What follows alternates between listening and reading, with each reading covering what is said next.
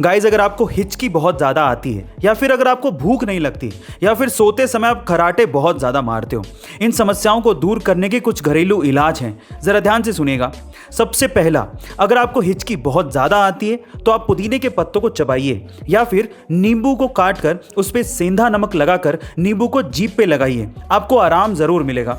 दूसरा, अगर आपको भूख नहीं लगती तो आप गर्म पानी में काला नमक और नींबू मिलाकर पीजिए, आपको भूख लगना शुरू हो जाएगी। और तीसरा, अगर आप सोते टाइम खर्राटे बहुत ज़्यादा मारते हैं जिससे आप भी परेशान हैं और आपके आसपास वाले भी परेशान हैं, तो इन दैट केस आप इलायची को गर्म पानी के साथ लीजिए, जिससे आपको खर्राटे मारने की समस्या दूर हो जाएगी और आपको गहरी नींद भी आएगी।